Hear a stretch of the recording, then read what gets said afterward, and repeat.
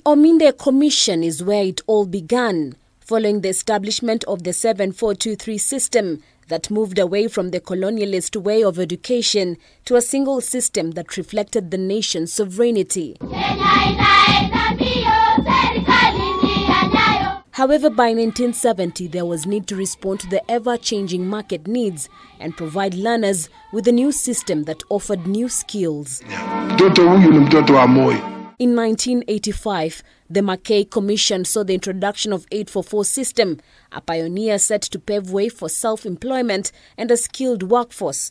It recommended science streams, mathematics, technical and vocational subjects. Yes, not many schools are nursery schools or pre-units before you join the primary school.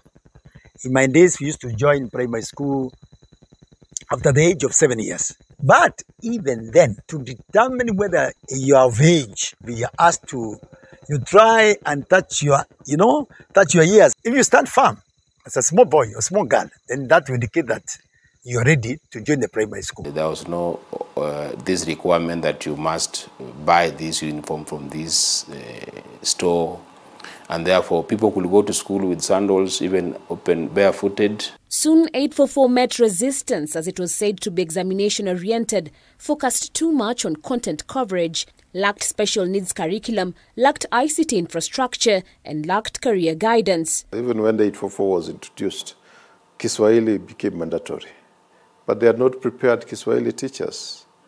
So I'll give you an example of where I come from. They were looking for ni nani yule alikuwa ameishi Mombasa. Yaani masomo yamekuwa compressed. Unajua zamani ilikuwa masomo ni kidogo. Kama ni standard 7 ilikuwa ni masomo mangapi? 3. Kama ni form 4 ilikuwa ni masomo 6. However, free primary education was one of the biggest hits in 2003 after it was introduced by the late President Mwai Kibaki. My government will provide free secondary education from January 1st, the year 2008.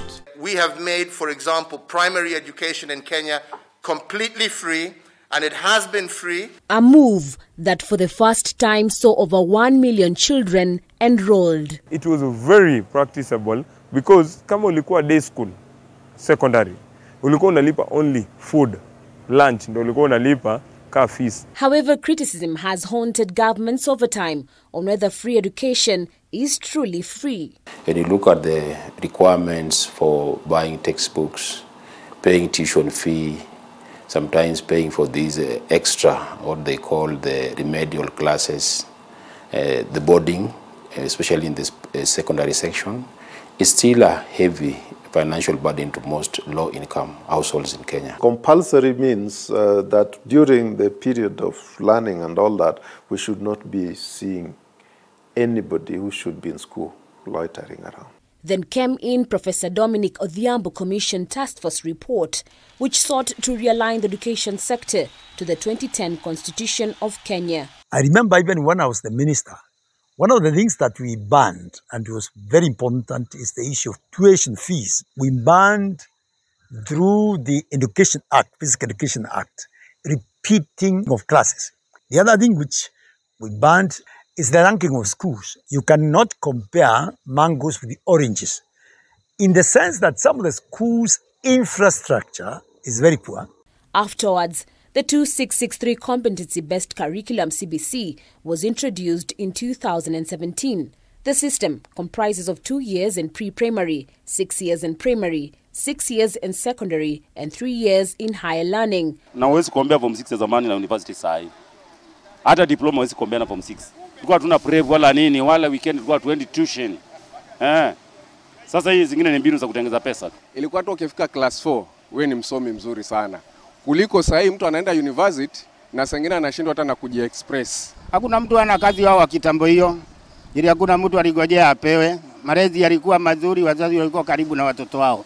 Rather than exam-based, as in the case of 844 system, which lasted for more than 30 years, students in CBC are provided with skills that fit the global market through exploring their talents, interests, skills, and languages. The mode of examination is also different, as CBC students take continuous tests administered every year that add up to 60% from grade 3 to grade 6.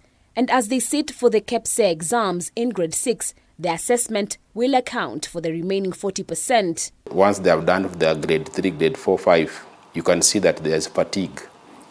But during our time, all you could carry was the half access book that was 32 pages and it was cut in the middle.